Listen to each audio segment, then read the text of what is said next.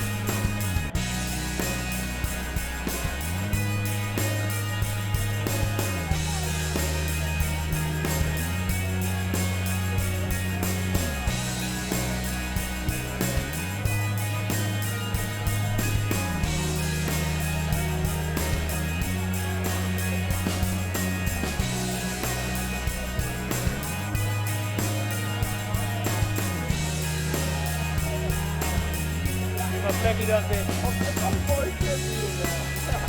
Dit lijntje, lekker hoor. Dan moet hij hier bovenop. Het kan ook. Of we gewoon even de camera over. Ja. Even de camera goed voor. Lekker tijd buiten. Even tijd met jou. Hij is er leuk op de stoel. En voor ons precies.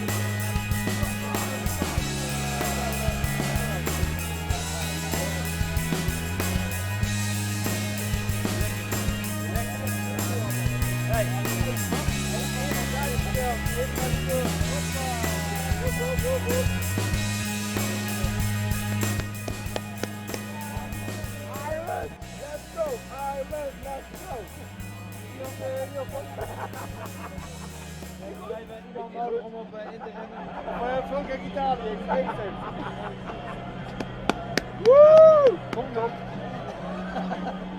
And welcome to Myreside, home of Watsonian Rugby Football Club, and this evening home to the Scotland Under-20s Six Nations International with England Under-20s. Mixed fortunes for both these sides a week ago. Despite a spirited performance, Scotland lost out to Ireland, while it was very dramatic in the end, with England defeating France in a titanic battle. Tonight at Myreside, these two sides meet, and 2 years ago Scotland came out on top, making sure home advantage counted on that occasion. But last year England won the battle, and they'll certainly be hoping to do the same in front of a rather boisterous home support here at Myreside. Well, I'm joined this evening by a Scottish front row forward who competed in dark blue no fewer than 58 times and retired just a few years ago. Alistair Dickinson, front row forward. You've been in atmospheres very similar to this in the past, particularly as an up-and-coming international player. How do you see this one panning out tonight for both teams? I think it's going to be a tight affair. I don't know if anyone's seen the England-France game last week. England looked very sharp, but Scotland, I think we're quite unlucky against Ireland. A few decisions didn't go our way, but really put up a good fight. Physicality was there, so if we can bring that physicality and take our opportunities, it should be a close game. Looking at the clubs that many of these Scottish players play for, many of them now part of the Super 6 programme, this is naturally going to be a step up for them. But as we mentioned in the introduction, 2 years ago coming out on top in this fixture, that is vitally important, that experience, that winning feeling against the old enemy. Yeah, well, the guys do know they can do it, so it's not it's a massive step up, there's no denying that, but you know, I think especially one-off games like this, you know, international games, it's not all said and done just for where you come from. So you know, the Scottish guys know they're up against it tonight. A lot of these English guys have got Premiership experience, etc. So it will be tough, but you know, Scotland have got a knack of rising to the occasion, and I really believe the boys can do it tonight. Now, of course, England, great drama in their victory over France in the end. With Scotland's performance over in Ireland, they conceded quite early on, but they kept coming back on Ireland. They didn't let any setbacks in the game affect them to such a degree that they completely fell away and fell out of the game altogether. No, they didn't. I mean, they obviously went down fairly early, a couple of scores, and it just showed a bit of grit to come back and actually a little bit of belief. And scored a couple of good tries, and I think the boys got a bit of wind in their sails. And again, that belief is massive for these guys. You know, some of them haven't played a huge amount of rugby, so it's key for them just to get that cohesion. And you saw towards the end of the game, they really came together. And they showed some really good stuff. So a little bit more of an 80-minute game would be helpful tonight. Well, despite that defeat last weekend over in Ireland, Scotland under-20s coach Sean Lanine was certainly encouraged by his team's overall performance, as he told me when I spoke to him a little bit earlier on. Sean, thank you very much for your time. A spirited performance last weekend to start off the campaign. What have you taken from that performance over in Ireland and worked on in training this week? Yeah, well, firstly we lost the game, so you know, the guys don't want to be known as gallant losers, and I think, you know, coming up first game against the Irish, they're well drilled, they come through a pretty tough system, so it's just making sure we, you know, the consequence of us making mistakes leads to points, whereas maybe in the club game here it takes a little bit longer, so just can't afford to make these big mistakes. We've got to keep them small, and yeah, we scored 4 tries, so we can attack pretty well. Our set piece was really good. It's just tidying a few things up, but you know, against England it's all about fronting up against big men. From a confidence point of view, getting off to a good start, getting off on the front foot tonight will be very important, given the quality of opposition that you're up against. Oh, definitely. You know, they went away in France. We've never beaten France home or away, so we know what we're up against. But the last couple of times they've come up here, we've managed to win games. So I fondly remember 4 years ago where again just got stuck into them and played some really good rugby. 2 years ago here at Myreside, it was a real arm wrestle, you know, and they botched about 4 or 5 tries and everything just went our way, and the boys stuck at it, so they showed a lot of fighting spirit. So we'll need to do that tonight, but you know, the lads, we had a real good preparation, really good week, and they're right up for it. The conditions tonight are favourable for a good open game, and both sides have got talent in abundance, in the backs in particular. The English forwards, you'll be well aware of their strength, but you'll be in some ways hoping that they do spread the ball wide. That might suit your game plan more so than an up-front battle. Yeah, like a bit of organised chaos. It's pretty good, you know, you've got to move them around a bit, but yeah, they've got quality players throughout. They've got Sam Bond plays for Exeter, you know, they've got Manu Vunipola at 10 plays for Saracen, so you know, they've got a lot of very good individual players. It's all about the collective for us. It's all about playing really well and tight as a team, taking our chances, getting stuck into them and not letting them breathe. And we've got a couple of tricks up our sleeves, so we'll see how it goes. And within the Scotland squad, you have players that have been here before, that have done it before. I've got quite a bit of under-20s experience at international level, and that's going to be very important on a night like this. Yeah, definitely. Yeah, the guys, I've been really impressed with. Rod Frosthook at 9, obviously Connor Boyle and Roy Darge have been talked about for a few years now. Big Cammy Henderson at lock had a fantastic game last week. He really needs to back that up. And out wide, Matty Curry was outstanding at 13, young under 19 lad, but played really, really well. So yeah, it's all about just fronting up, giving it a really good shot and getting the crowd behind us early. Best of luck tonight. Cheers. Good match. Thank you. The thoughts there of Scotland under-20s head coach Sean Lanine, as we can see out there on the pitch now the England squad for this evening out and lined up, and the Saltires either side of the Myreside changing room area welcome the Scotland team, led out by their captain number 8 Rory Darge, the Southern Knights back row forward, and the dark blue track-suited Scottish players just make their way onto the pitch. A healthy support inside Myreside this evening, both supporting the young English players that have made it across the border, and a fair contingent supporting Scotland as well. It's a very pleasant evening overhead, and not much of a wind to speak of at Myreside. And the supporters in the main stand asked to be upstanding for the national anthems of Scotland and England.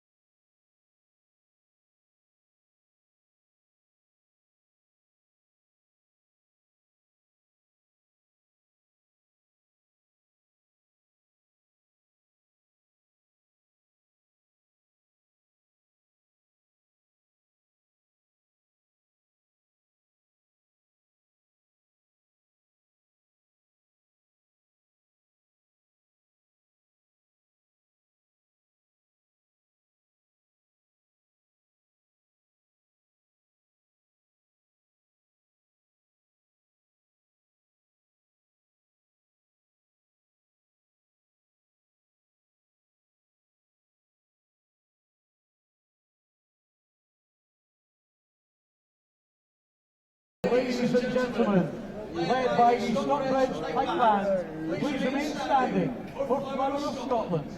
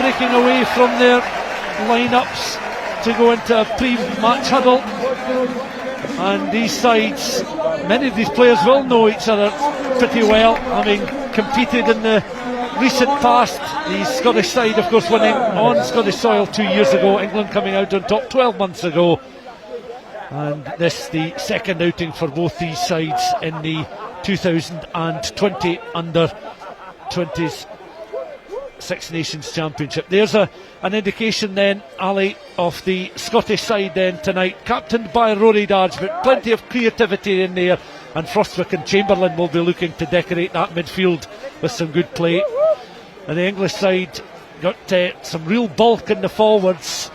To Mina in the number 8 position, Tonks at 7, Chapstick in 6 as well. Strong running players, running backs, and the threat of Vinapola and his creativity at 10 will be crucial. How do you see this one going just as the game's about to get underway, Ali Dickinson?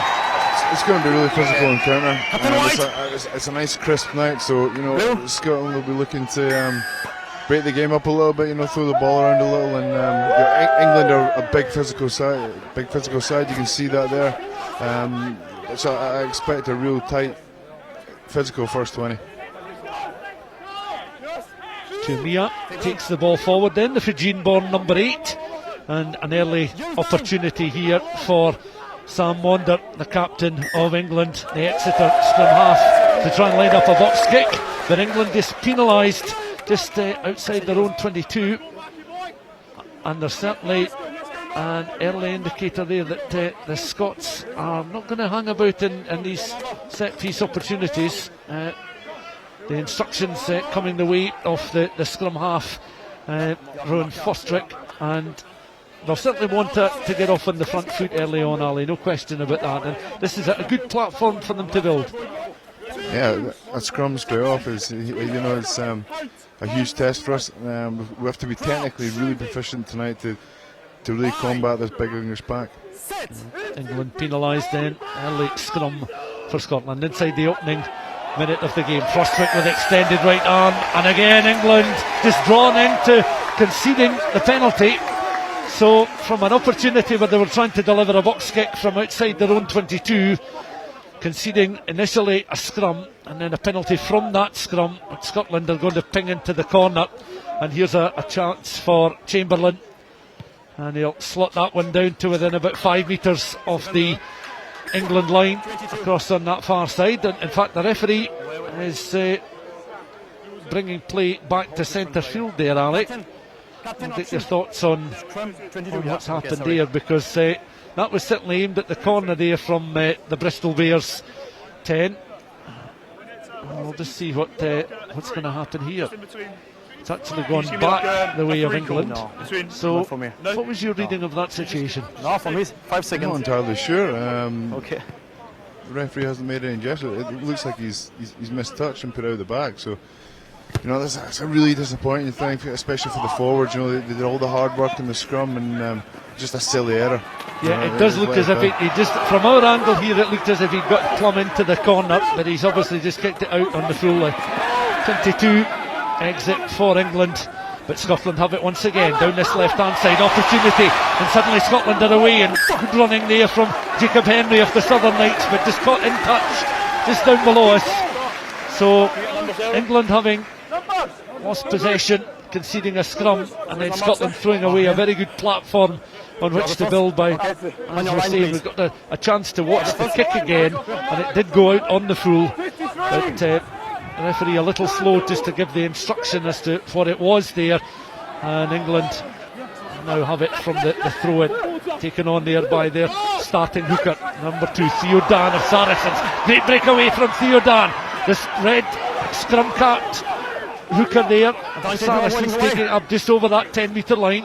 On now to Vinapola, and he'll certainly look to show his creativity as well. A cousin, of course, of Billy and Maku, and spread out towards that left-hand side, looking to bring the backs into play now. England beginning just to show a little bit of muscle and creativity in the Scotland half of the field, taken on by Tonks, back row forward here, Northampton player.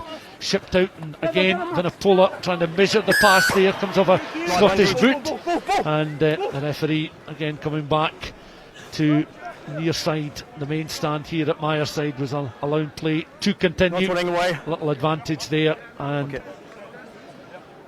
and there's a replay now. There's an indication here of what Scotland can do, playing it out towards that left hand side. Jacob Henry just forced into touch, and Scotland did spread the ball from central field out towards the left hand side. But this a first indication of how the kickers will fare this evening.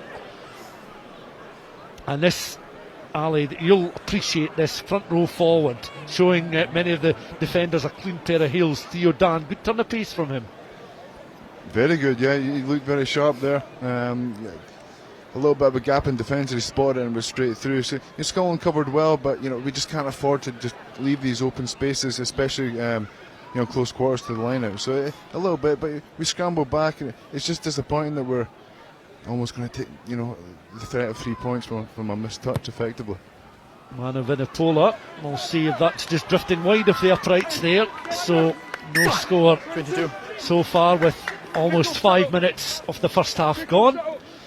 And Scotland again will, from their own 22, be able just to play the ball downfield and show what they can do. As I say, in the backs, got a bit of creativity there through Frostwick and Chamberlain, Watsonians and Bristol Bears respectively, as that's landing plumb on Roebuck, the left winger there, taken on again by Huami, the number 8 in England forwards, just coming in just to give a little bit of reassurance there to their backs, but they've lost possession. Turnover ball, Scotland a much better kick. That's trundling into touch there, scampering after it was Jacob Henry, but Ali Dickinson a much better execution there with the boot, and that's a much safer touch finder there, and England back on their heels once more. Yeah, for you. Yeah, really nice little play there. If you see Rory Darjan with the big chop tackle, and he was straight back on his feet, putting the English under pressure, and we managed to get the turnover. So that's a great bit of physicality. Dan aims towards the back of the line, and overthrow there is gathered by Scotland. Initially they're taken on by Lambert, loose head prop. Scotland again needs some forward reinforcements in here. Frostwick goes in just to deliver the pass back in field. Frostwick makes himself available once more on there towards Chamberlain. Chamberlain again just looking to be the architect of something here. The Bristol-born players scored 11 points against Ireland. A break on here. Scotland though, half through there to within 3 metres of the line. Again Frostwick in, has a little look, a reverse pass there, bringing the starting hooker into play. That is Ashman, a try scorer last weekend against Ireland, the Sale Sharks man. Little pot begins to form, 3 metres short of the line. Scotland then still possession, and England are able just to retrieve the ball and carry it to within a safer zone inside the 22, and Vinipola just angling a kick downfield, which will find touch from inside his 22. He takes the ball up towards that 10 metre line, but Ali Dickinson watching on. Here's a replay of that move, and this is really good handling here from the Scots, almost coming off a brilliant break there from Curry, that he couldn't quite carry himself over the line. Yeah, some great deceptive running again, some hard running by the forwards. Another clean line break, it just couldn't quite finish that off, but again some really good attacking stuff from Scotland. Ashman then with the throw in for Scotland, gathered again just towards the back of the line, well taken on there by Kieran Watt of Watsonians, of course playing on his hometown club ground, as it's carried up beyond that 10 metre line again. The Scotland players coming into a sea of white jerseys, looking to try and find that breakthrough. It's been a positive start from a Scottish point of view. England though have had a penalty goal just wide of the uprights. Both sides making some mistakes and unforced errors in this first half. Carried forward again by Jacob Henry, looking to recycle his Frostwick. This time Cameron Henderson of Stirling County takes the ball into contact. Frostwick again. Scotland looking to spread it down this left hand side, but taken into contact. Capstick with a good tackle. England almost straying into an offside position there, as Frostwick again has a little look. Lovely reverse pass, carried forward again by some plucky Scottish forwards that are certainly looking to be the measure of their team, the opposite numbers. Conor Boyle, the latest player, taking the ball into contact. It's loose there, and Jacob Henry has to scamper back, but Scotland have won another penalty here as England penalised between the 10 and the 22, and the French referee Pierre Baptiste Nouchet just down below us, with Scotland now looking towards Chamberlain, and he'll not want to do what he did earlier and play out in the full. That is an assured kick to touch, and between the 22 and that 5 metre line. And Ali, certainly it's been a very positive near 9 minutes for the Scottish players. Absolutely, you see Conor Boyle running hard, making yards. Rory Darge as well, Ewan Ashman, these guys are running hard on the ball, making it difficult for the English defenders. Long throw in there again, Ashman finds his man though, and again goes in as Frostwick outstretched arms. Scotland though, the advantage with them at the moment, as again Ashman just tries to can take control of the ball there. He's got it tucked under his right arm. He begins to peel away there, but just runs into a solid defensive line led by Monder, the England captain. But the referee was playing the advantage there. So Scotland inside that 22, looking now to try and turn the screw. And it'll be interesting to see what they up to do with this opportunity. Will they go for the corner? Well, it looks as if they are indeed going to try and get the 5 points rather than going for the penalty. I think we have them under pressure. So I think we have to take the confidence, get it in the corner. You know, with a penalty early in that last rolling maul. So the same again, it could be yellow card territory and a lot of pressure for England. Instruction there coming from Matt Wilson.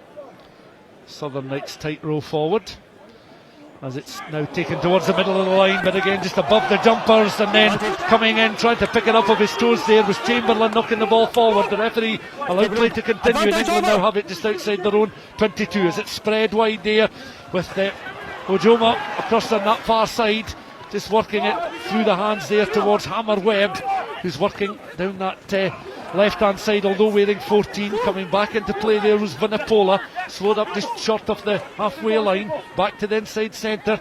Ojomo, and again Ojoma, Max Ojoma, the Bath centre, looking dangerous, but the Scottish players equal to him just on that occasion. Ojoma has it again, just carries it over the 10 metre line.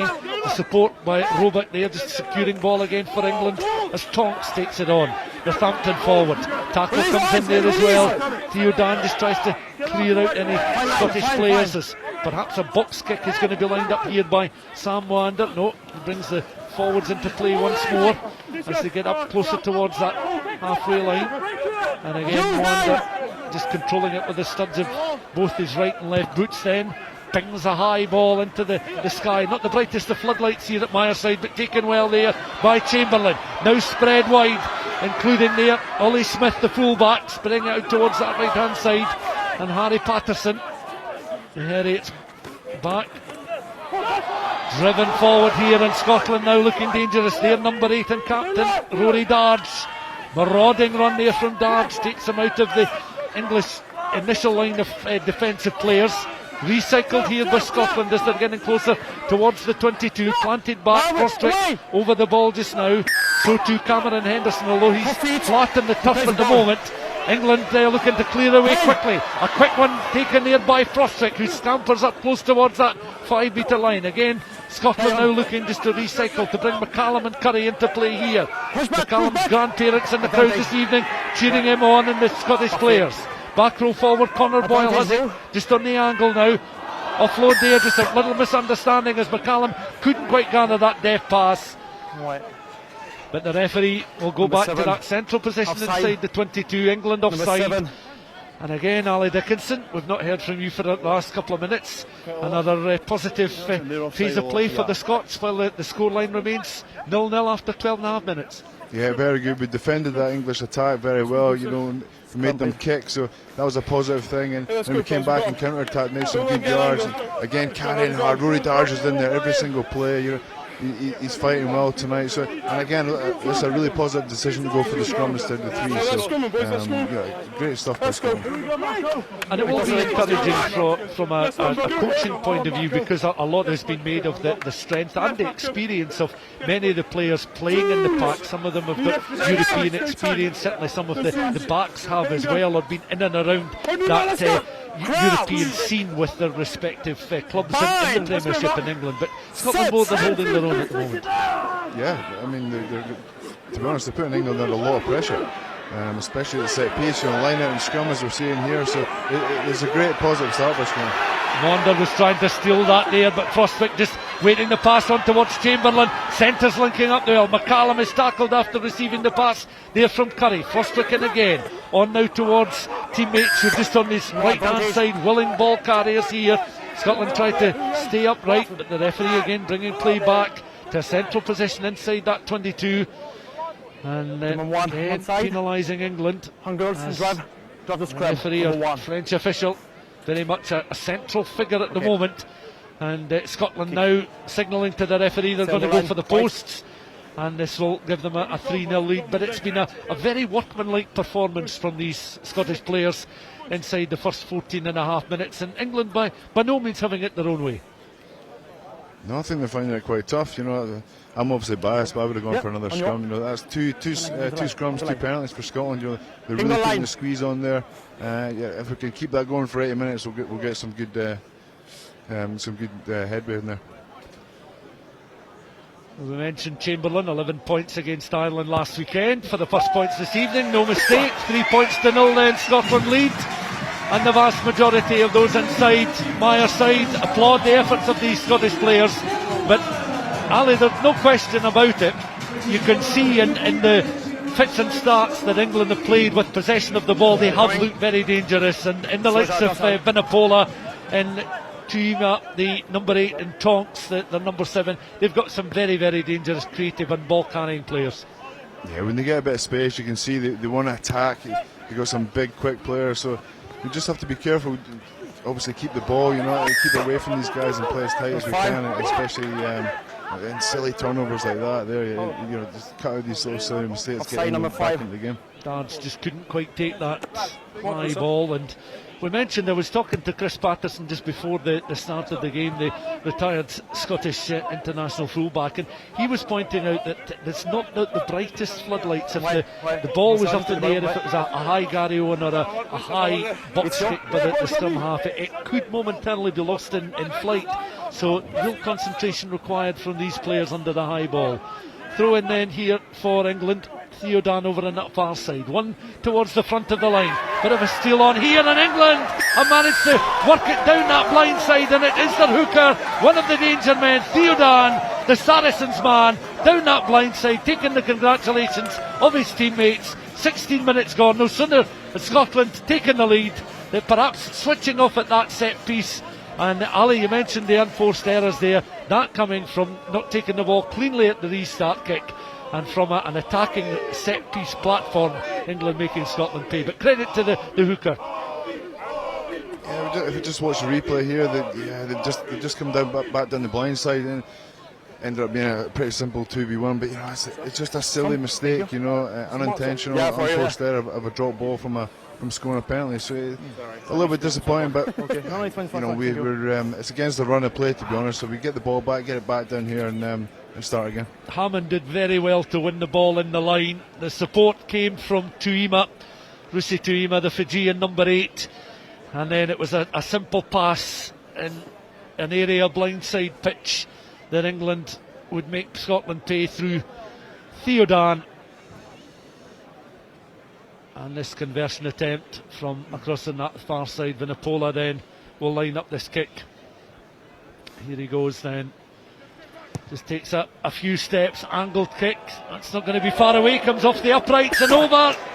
And that's a converted try, and a very good conversion indeed from quite an acute angle there. That will certainly boost his confidence. And England, with their first real meaningful attack inside the Scotland 22, come out with 7 points, and that will be of much delight to Alan Dickinson, the England head coach, of course, but for Sean Lenine and the Scotland coaching staff, Ali, it'll certainly be a bitter pill for them to swallow at this stage. England then looking to restart. They've secured ball from the kick-off. Once again, Tuima, the number 8, carries the ball into contact. Looking to mop up is Sam Moander. Onto Vunipola again. Measured pass, Doherty out towards that left-hand side. Hammer Webb again, the 6-foot-tall winger across on that far side. Number 14 on his back, but Scotland have won some turnover ball and driving up beyond that 10-metre line again, led by Frostwick, the scrum half. On again, pass there from McCallum, the Boroughmuir Bears, 7th under 20s international appearance in the Six Nations Championship. So 7th cap for him in this competition at this level. England again appear to be staying into an offside position. Scotland knocking on, and England have the advantage just at the moment. And again it's a pick-up here by Tonks, up towards halfway. Tackled though, recycled again, Moander. Advantage over White. Once more looking to bring in Doherty. The danger there of the outside centre. It just runs into dark blue Scottish traffic there. Moander again just over the ball. Scotland again piling men in, not releasing. You need. And An opportunity now for England and Scottish players to draw breath, but for Vunipola to ping this one down, he field, and with almost 19.5 minutes of the first half gone, here are the thoughts of the former Scotland front row forward, 58 caps in all, Ali Dickinson. The last 5 or 6 minutes, there's been quite a few errors from both teams. England seem to be capitalising more than us, I would say, at this minute, but if Scotland can just get an energy back that we showed in the first 10-12 minutes, putting them back under pressure and get ourselves out of our own half. Just having a look down there, Theodan receiving the instructions. Once again, that's a good find there. Tonks this time winning the ball just towards the back of the line. Spilled past though as the players rushing in white jerseys, looking to try and carry. Wander is able just to go back and secure possession. Recycle taken on by Beaton. The tight head prop carries a few metres.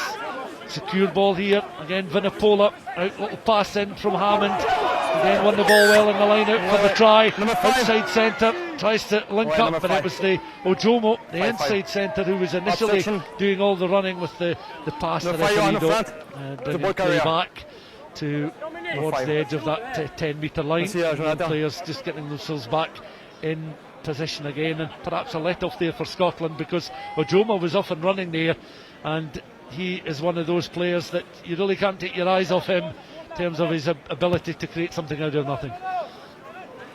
Just a little bit of crossing there. It was a good attacking move by England, but didn't quite get the running lines correct, and it's a bit of a let off for Scotland, but look, we're back down in their half and a very good touch finder there, so there should be a lot of pressure. Yeah, and he'll be happy with that one. Will Chamberlain, that was a very good touch finder indeed. Remember his first effort. We have the mark. The referee, we got time to signal what had happened. We thought it was good from our position, but just went out on the full too long, too much purchase on the ball. But Scotland now in attacking position for them in the line. It won well in the line there by Cameron Henderson, the Stirling County second row forward. Now the Scottish voices getting behind these Scotland players as they try to get a bit of a charge on. Led there by Frostwick, the scrum half, waving his arm. Secondary drive, it collapses over the line, and Scotland are back in front here, and that was sheer power in the forwards, and 2 tries have been scored courtesy of secure line out ball, one in mid-air, secured then on the ground, and the England try was down a little blind side. This time it was a Scottish score using sheer power and drive, and they're over for a try that takes them 8-7 in front with 22 minutes gone. And that was a try for the real enthusiasts, one of my favourites. It just shows that just going up front, but really doing well. We're making it a real tough day for the English, and that's 2 rolling mauls we've done that have really put England under pressure, and we've scored off one of them. So it shows that the Scotland boys are more than competing and getting the edge in there. You can see Ashman in that drive there, still has control of the ball. I would think it's Ashman who will be awarded the score, because he certainly, as the players were beginning to crumple to the ground there, he was in control. So Ashman, who scored last week, we assume it's the Scotland hooker. Anything that Theodan, the England number 2, can do, Scotland can certainly match at the moment. But England have, no question about it, shown their danger in the times they've had possession inside Scotland territory. With the conversion attempt then to extend the Scotland advantage, that's sweet and true, and Nathan Chamberlain, who we mentioned, racked up 11 points last weekend. Here, Ali, another replay of that score, and credit there to the Scotland hooker Ewan Ashman, secure in possession of the ball and just been powered across the line for the try. And 10 points to 7 the score, and Scotland a little bit more switched on at the restart this time, which will please Sean Lanine. And Scotland just looking to spread the ball out towards that right hand side. They'll work it perhaps back in field. Frostwick again just takes a step back, squats down, high box kick. The same at the beginning. The same. Referee just straightens up there as the ball will come back on that English side. Inside the Scotland half of the field across towards that far side. So 10 points to 7 the score line with that Scotland converted try, and the penalty goal coming from Chamberlain to get the score off and running, and the converted Theodan try, the England points. So this is where England can be dangerous, Ali, in situations like this. This is an attacking scrum, just short of the Scotland 22, and Scotland must be switched on defensively. Yeah, again, initially we cleaned up that restart, and then another silly knock on it. We're just putting ourselves under pressure with these unforced errors, and look where we are. We could have cleared that and been back in the English half, and we're now just outside our 22 with the scrum under pressure. So it's a little bit disappointing again with the silly errors. Pierre-Baptiste Nuchiers, our match official from France, just watching on. There's an indication of the supporters in parts of Myreside. A very healthy crowd for this under-20s Six Nation International, and why not? Some very good play on display at the moment as Scotland again have managed to turn things around at that England put in at the scrum there. It's a touch finder's gone straight out there. So Ewan Ashman has been awarded the score by the announcer inside the ground. But again, Ali, you're watching on there as Scotland tried to clear their lines there, but a kick out on the full, and back it comes inside the 22, and England have it, and an attacking opportunity for them again to build. Yeah, that's really tough, especially as a front five. We've got a scrum against the head. It's very rare these days, and again another silly mistake, put ourselves under pressure and lose possession. England now looking to try and spread it across the backs, but the forwards continue to cause some problems for this Scottish defence. Moander goes in again, the referee with the outstretched arm, and Scotland just winning the latest little arm wrestle here. An intriguing contest, and we expected nothing else and nothing less, it has to be said, but just at the moment Scotland have the upper hand. 26 minutes gone. Here's the latest attack from an England point of view.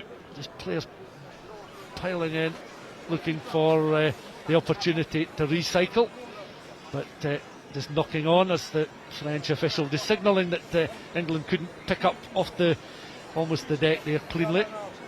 And Sean Lenine just in the middle of their picture there, along with Shade Munro to his left. Of course, Shade experienced at this level as well. And these guys, I would imagine, will be broadly quite happy with the Scottish performance. But Ali, I suppose it's all about ironing out the creases, and the unforced errors can be so costly. And we saw that with the full international match last week, when the first 15 side lost narrowly to Ireland as well. Absolutely, yeah. The only reason we've actually been around half tonight is from silly mistakes, unforced errors, and putting ourselves under real pressure. And we've got ourselves out of jail a couple of times, but again, we just need to be calm. We need to be really accurate in what we do here and clear our lines. And again, we tip the table a little bit and get the ball back down the English half. England knocking on there, so Scotland through Frostwick do have the roll in to the scrum, and they've got a little bit of movement here, bit of a nudge on. So certainly not overawed by taking on this English pack as he begins to climb up right there. And Scotland again win that little battle in the scrummage, and that will do their forwards no harm at all in terms of their confidence. The scrum's been outstanding tonight so far. Thomas Lambert's really giving the English tight a hard time, so it's great to see everyone's buying into the process, and definitely got the nudge of the scrums, and it's allowing us to get ourselves out of pressure and get back down the English half. And Lambert, one of the players starting tonight, who was on the bench last week, so he's obviously showed his quality both last week in coming on and of course in training this week to win a starting berth as the loose head this evening. He has. He's come in and trained really well, and he played well, made a huge impact off the bench last week, so it's good. He's obviously taken that chance tonight, and he started really well so far. Scotland then with the throw in. Ashman, try scorer towards the back of the line, then almost a little bit untidy. He was looking there for Jack Hill, the Durham University back row forward, the high up and under, and England have managed to gather underneath it. Tuima did well to win possession of the ball there, because as we mentioned, it can be quite a dark object when it's been hoisted so high in this dark sky here at Myreside under these floodlights. Scotland again looking just to ping it forward, but straight out, and back they will come closer towards the halfway line, and England will have the throw in, and it will again be the duty of Theo Dan, the Saracens hooker, to go over towards the far side of the pitch there from our commentary position. We're up in the back of the main stand here at Myreside watching on, and Dan in possession just spins the ball in his hands and has a look at the options just in front of him again. Hammond, clean win as England again with the crossfield Vinipola kick. England again giving chase there, and that was taken well there by Roebuck. But Scotland back, defensive cover supplied there by Jacob Henry of the Southern Knights. Good solid tackle there by Henry again. England tried to work it through the backs and forwards alike, but Spill, the referee, signalling the knock on there. And a rather rueful expression on JJ Tonk's face as he lifts himself off the deck. And another opportunity goes a-begging from an England point of view. And we're approaching half an hour played. Scotland 10, England 7. The last 10 minutes there's been quite a few errors on both sides, so it's hard to really get for either team to get some continuity going. You know, again, some great work by Scotland in the previous play, and then we kick the ball out straight into touch again. So we just need to turn these pressure into points and into field position, and we'll keep the scoreboard ticking over. Again, Scotland through Rowan Frostwick, who himself will know Myreside very well indeed, and his association with the club, as Scotland have a free kick now at the scrum. And Ali, this scrummaging battle continuing to favour the Scots just at the moment, as England still really to get into their groove, and that will be something that will, I'm sure, please Sean Lanine, Shade Monroe and those in the Scotland coaching camp, because they'll be very much aware of the Balkan threat that these players have in their armour. Yeah, the boys have put an outstanding platform in so far. It's been a great source of possession and penalties as well, so long may it continue. Frostwick again feeds the ball into the scrum.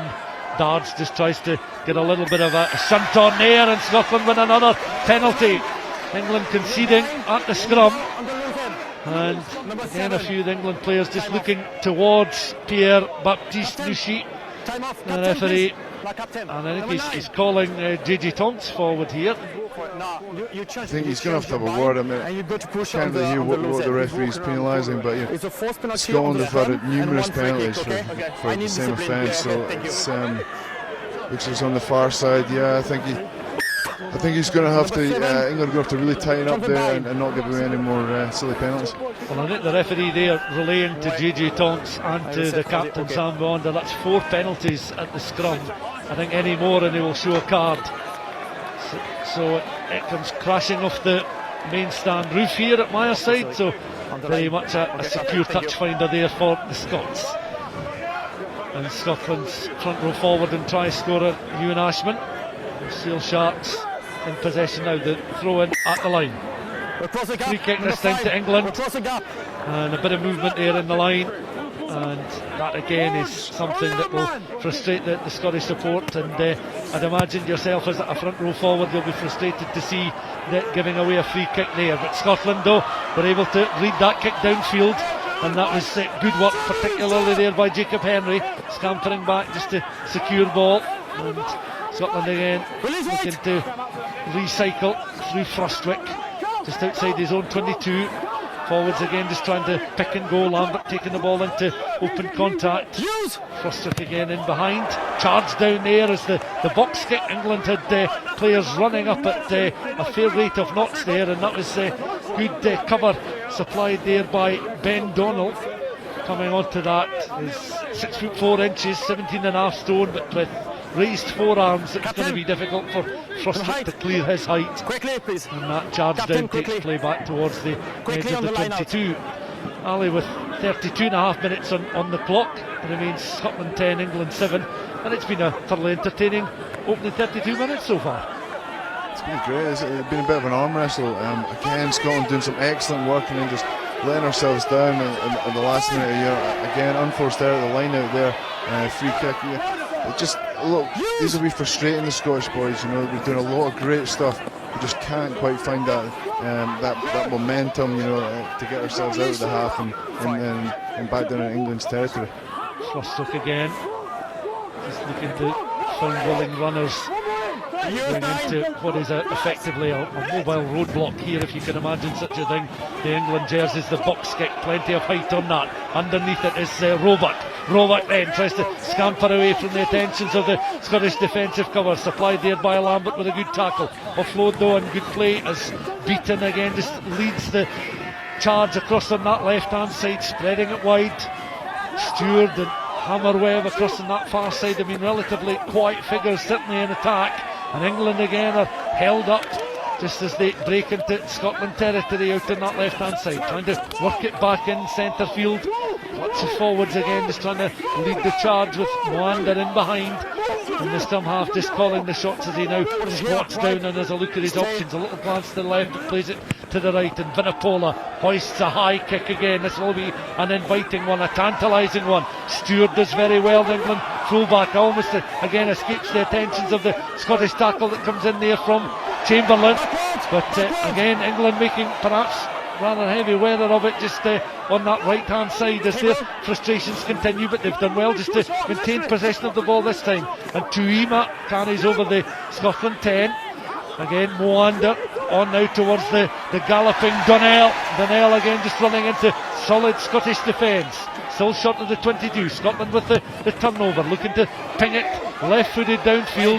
Vinapola underneath it between his own 10 and 22, hoists a high kick with a bit of angle on it. Stewart gives chase here. There's going to be an almighty collision, and Scotland again doing well to win the ball in the air. That was good play there from Chamberlain again, looking to recycle. Scotland on the front foot at the moment, leading by 10 points to 7, closing in on the last 5 minutes of the first half here at Myreside.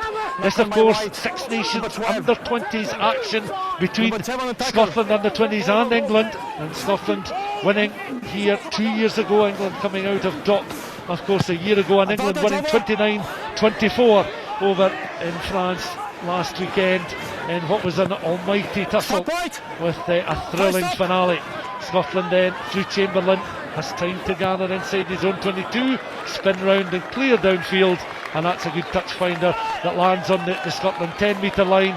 Applause there from both the England and Scotland coaching staff. Alan Dickinson watching on, looking for his own team to get a little bit more possession, cut out the unforced errors, perhaps up the tempo somewhat, but the physicality is there. And a throw in now taken there by Dan, and immediately on there towards the Fijian back row forward.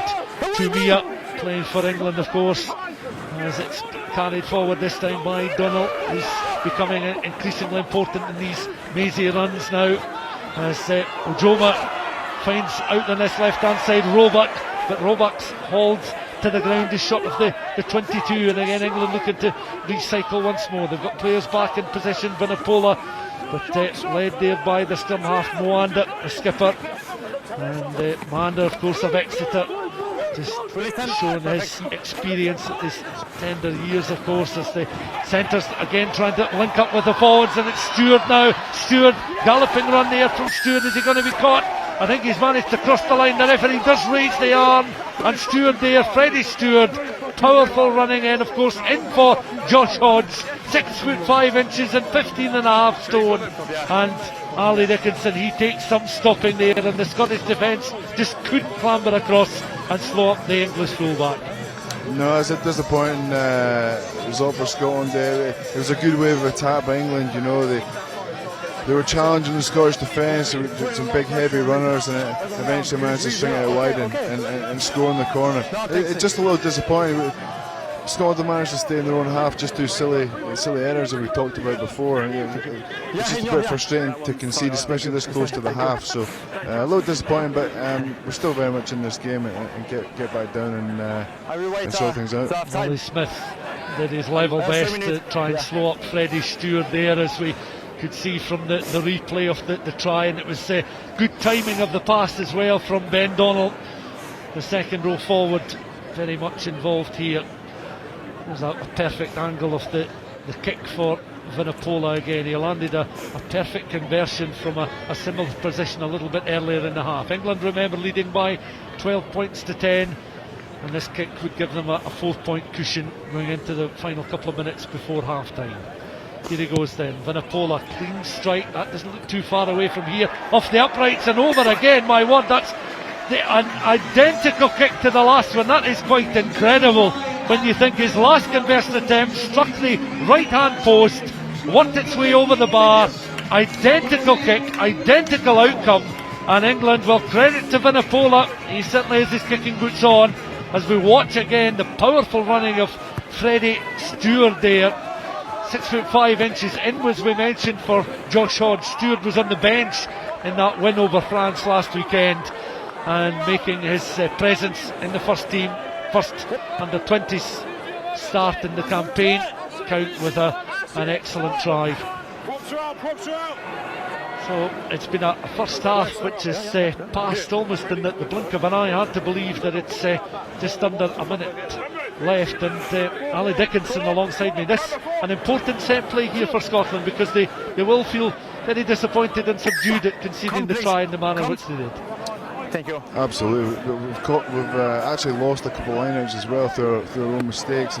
There's another one there. You know, these things are letting us down at the minute. Just the fine touches, which are really putting ourselves in poor positions and giving England possession back. That was something that Sean Lanine really referred to in the pre-match interview, and I'm sure he'll be mindful of that going into the dressing rooms just down below us in a minute or so from now, as we're into that final minute of the first half. So a Freddie Stewart try just moments ago, Theo Dan with the opening score for England, both excellent conversions, identical kicks from Vanapola. The Scottish try coming from Ewan Ashman, a real pile driving try by the Scotland forwards after securing line out ball 5 or so metres from the England line, and England will end this first half in Scotland territory, it would seem. Again, almost an overthrow there from Theo Dan. Both Scotland and England players scampering after that loose ball as it flew out and over all the jumpers, but Scotland now with a break on here, up and over halfway they go, and again looking just to support the breakaway runner, and once again it's Ashman looking very dangerous indeed as he takes the ball to deck, but the referee just bringing play back for crossing, and indeed he's just put whistle to mouth to signal that is the conclusion of the first half. 14 points to 10, England head into the dressing room leading by a margin of 4 points, but Ali Dickinson alongside me, much to applaud in terms of the attacking intent of both sides, although there's been numerous mistakes that both head coaches will want to eliminate in that second half. Yeah, the tail of the half, I think, has been unforced errors from both teams. Scotland, I'd say, have got the edge up front, you know, when it comes to scrum. And mauling in the line out. Our line out accuracy hasn't been great on our own ball, but you know, Scotland's back row has been outstanding. So again, we just need to turn our opportunities into points and pressure. The last 20-25 minutes of that half, we've been defending a lot and putting ourselves in places we don't actually want to be. So again, at half time, I think Shade and Sean will just say to the guys, you just need to relax. Don't make too many unforced errors. You know, let's work on our systems. Let's exit clean and get ourselves back down there and build some momentum and put ourselves in a position where we can score points. Well, let's take a look at some of the highlights from the first 40 minutes then. And of course, England opened the scoring here. Here was again a well-worked try in the line out. Great offload there from the English number 8, Tuima. And it was the hooker crossing the line, Theo Dan, down that blind side after winning secure ball in the line out. And this literally something quite simple, but straight off the training ground. Yeah, it's a very simple move. To be fair to England, they worked out really well. They created a really simple 2v1 on the short side. Again, 2 soft tries Scotland conceded in that half. A missed tackle for the second try. You see there again, just another replay. A simple 2v1 is an easy score in the corner for the hooker. Hammond down to Tuima, and Tuima's pass there found Theo Dan, who is not going to cough up such an opportunity. But Scotland were not to be outdone, and again from a similar situation, Ewan Ashman, you can see, is just in control of the ball at the moment. The starting hooker throwing the ball into the line, joining the drive, still in possession here. Frostwick goes in. The right winger there, Harry Patterson, goes in as well. and Scotland then just flattened, dropped to the ground, and Ashman is able to ground the ball cleanly, takes the congratulations from his teammates. And Ali Dickinson, you'll have seen scores like this many times. You'll have been involved in scores like this many times in the past. A few. Now, the best thing about that is to see some backs coming in at the end there and getting on the glory. They'll try and take the credit. That's great to see. Yeah, they will, absolutely. But again, that's a really well worked maul. You know, they set the maul up well. They drove forward. They were calm. They were patient. They executed well and came away with the points, which was excellent. England spreading the ball wide here for the try, which has effectively given them the lead at half time. And again, the timing of the pass from Ben Donnell in the second row. See Donnell just receiving the ball here, just escaping the tensions of the Scotland backs, and then timing the pass onto Freddie Stewart. He's a big lad, and you know, coming in, Ollie Smith, the Ayrshire Rules fullback, couldn't stop him. And England have the lead at half-time as a consequence. If we see here, the second row gets in behind the defence. It makes it really difficult. The fullback has to close, you know, and then it's an overlap on the outside. So again, just a little bit narrow in defence. Give England the opportunity to see some space, and the big fella just got a good offload in behind the defensive line. It was a simple score in the end. So it's half-time here, 14 points to 10. How does that affect the overall standings in the competition, the under-20s Six Nations competition? Here's the table as it stands then. Ireland under-20s with that victory are of course on 5 points. England with the win over France as well last weekend, and that victory by 29 points to 24. So this is after one round of fixtures, of course. So England will look to top the table after this evening, but of course other matches played tonight. And here is an update. Ireland then leading Wales by 31 points to 7. And as you see, a 7:15 kick-off there, so Ireland off to a rampant start. Italy leading by 5 points to 0 over in France, and 14-10 at the scoreline there. So that scoreline there, as it's now just been updated. Scotland under-20s 10, England under-20s 14. So some close matches in France and here at Myreside, but Ali, Ireland under-20s, they certainly know how to score points over 30 against Scotland in an 80-minute game, and they're looking mightily impressive if that scoreline's anything to go by against Wales tonight. Yeah, it looks like they've had a real flying start. They look good, really good in times last week as well. So a good attacking threat, some big ball carriers. So it looks as if they've got off to another flyer tonight. Yeah, that's a half-time score, 31 points to 7. So 31 points for Ireland in the opening 40 minutes. That's an impressive return. Of course, they got 6 tries in the end against Scotland last weekend. And the Myreside crowd at the moment, as you perhaps can hear just in the background, entertained by the Stockbridge pipe band out there on the main pitch just now. Of course, Edinburgh, a proud history of many pipe bands in the capital city, and it's always a great occasion for the school or community pipe bands to play as a group of youngsters. And a picture just now, just having a bit of touch rugby on the pitch, entertaining the supporters. Some of them have gone for a cup of tea or something a little bit stronger, but the players in the changing room just now will be going through their plans for the second half. And Ali Dickinson, again using your experience as a full internationalist, as a squad member and a first team player, the half time is a chance obviously to assess, but Scotland will look at the many positives, I would imagine, in that first 40 minutes and try, as we said already, and iron out those creases and unforced errors. There's a lot of great stuff in that half from Scotland, you know, especially up front. Our maul work, our scrum, our contact work. As I said before, Scotland's back row has been outstanding. Rory Darge, his tackling's been first class. So again, it's more of the same, but just cut out the silly mistakes. England are in this game, unfortunately have the lead through our own mistakes. And that's kind of been a common theme, unfortunately, through the half. England as well, you know, it's been a very topsy-turvy half. Possession changing hands quite a lot, so I think we need a bit more consistency and accuracy in our game, and I think that it's going to give us a massive boost in the second half. We should get our hands on the ball and keep it for a long period of time. And as I say, I really do think Scotland can score some tries and win this game.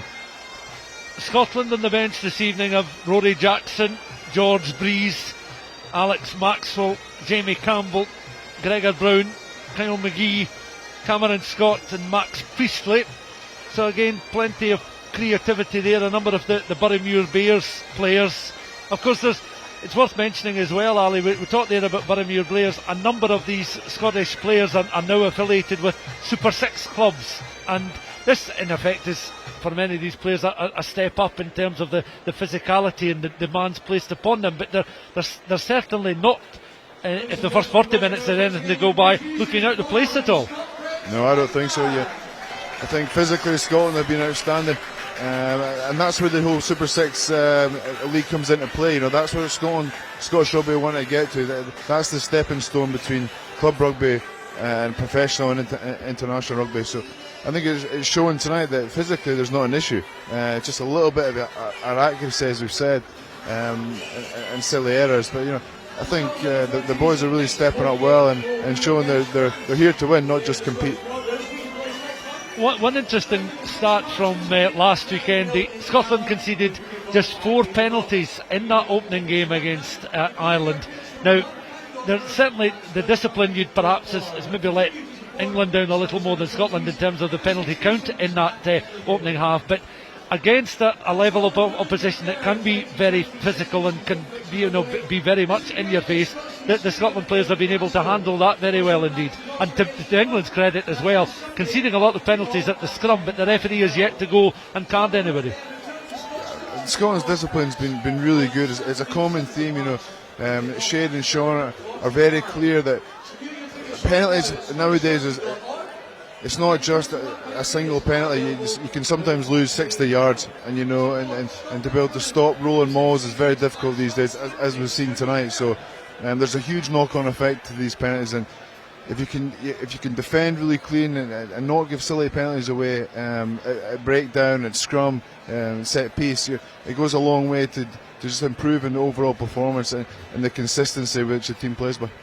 And you can see there on the big screen, it's a very well attended international. Many of the spectators, smiles on their faces, been very much entertained in the opening 40 minutes, and it's a night for bonnets and bubble hats and scarves and gloves. It's very chilly, but typical for this time of year. And if anything, I think there's a little bit of a wind beginning just to pick up here, as you can see some of the crowd in the main stand enjoying cups of tea as the players will about to head out of the dressing rooms for this second half. England will be first out of the dressing rooms, and here they come indeed, led by Sam Moander, the Exeter scrum half.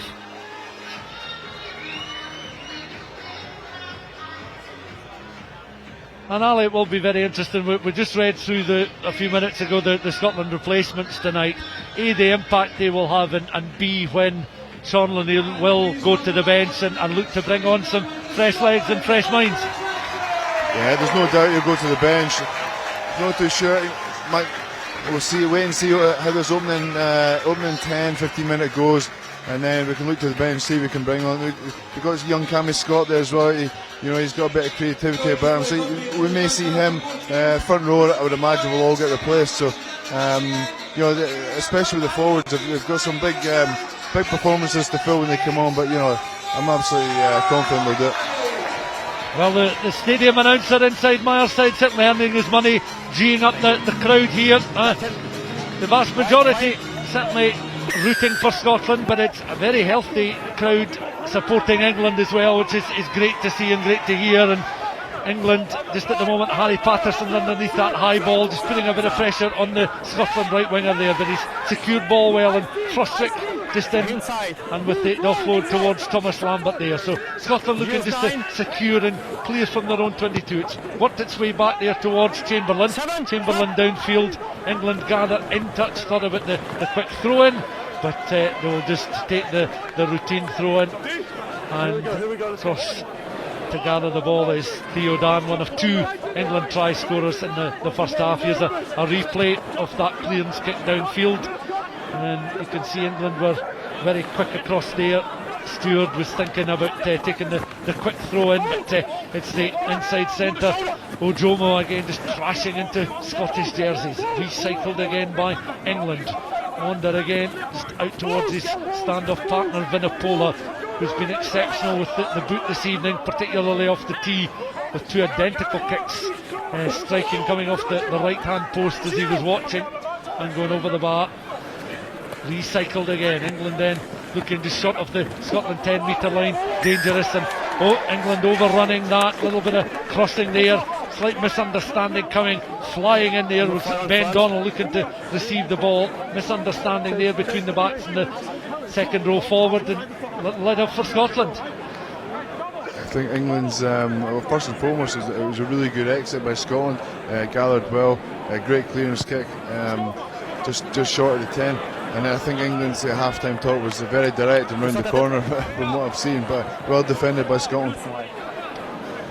So Scotland again just in a huddle as they make their way across towards the touchline here. Ewan Ashman, the Scotland try scorer, receiving the ball, electing not to give it too much of a wipe with the towel on this occasion. And again the referee is just ensuring that the players are in position, so there's a sufficient gap between the two either side of the 10 metre line, which is a good guide for him here. And as again Ashman towards the front of the line. Good win, Scotland again. Ashman has it. Scotland looking to try and get a drive on here. This is an illustration again of the Scotland strength in the forwards. We did see quite a bit of this in the first half. Frostwick again in behind. He peels away as the first receiver, as the forwards did well initially. Frostwick goes in once more. On again towards his stand-off partner. The fullback now on the angle here is Smith. And Smith was eventually caught there. England, the tackling player, is down, having received a knock just to try and slow up there Ollie Smith. And again Scotland looking to recycle ball as England mobilise a defensive cover again. They've lost a man just at the moment, but he's back on his feet. That's Conor Doherty, the Sale Sharks outside centre. Scotland have it again, looking for sniper runners, splinter runners coming in. Frostwick again has a little look. He brings in Curry into play. Curry had Smith just on his shoulder, but it's back towards Frostwick again, taken on there by Lambert. Again Robbie McCallum and Matthew Curry trying to look dangerous and trying to organise themselves and act as cutting runners in that midfield. Again Frostwick carrying it just up towards that 22 once more, taken on once again by Chamberlain.